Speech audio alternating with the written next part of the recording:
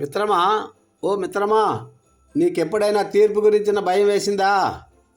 చావు తర్వాత ఏమవుతుందో అనిపించిందా?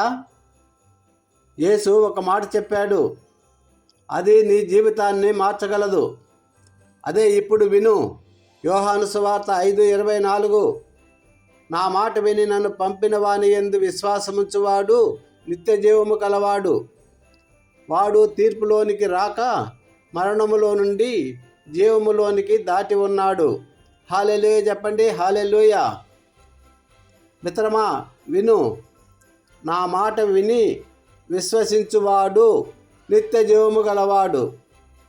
ఇక్కడ గమనించండి మిత్రమా, ఇక్కడ నిత్య జీవము పొందును అని లేదు, నిత్య జీవము గలవాడు అని ఉంది. అంటే ఇప్పుడే, ఈ క్షణమే. యేసు చెప్తున్నాడు, తీర్పులోనికి రాడు. అంటే ఏమిటి? నీ గతం నీపై కేసు వేయదు, నీ పాపం నీపై సాక్ష్యం ఇవ్వదు, నీ తప్పులు నిన్ను బంధించవు. ఎందుకంటే నీవు మరణములో నుండి జీవములోనికి దాటిపోయావు.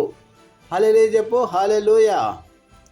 మిత్రమా, ఇది మతము కాదు, ఇది సంప్రదాయం కాదు, ఇది యేసు ఇచ్చిన హామీ. నీవు చీకటిలో ఉన్నావా?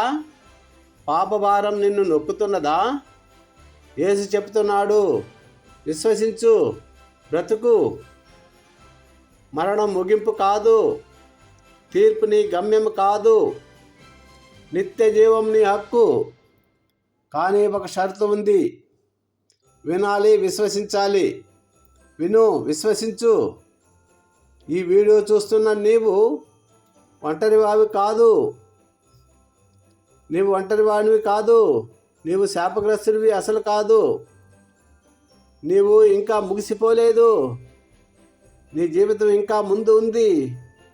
యేసు మాట నీకు చెబుతుంది, నీవు దాటిపోయావు.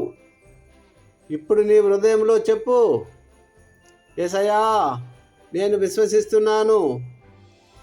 కామెంట్లో టైప్ చేయి, నేను జీవములోనికి దాటిపోయాను అని. ఆమేన్.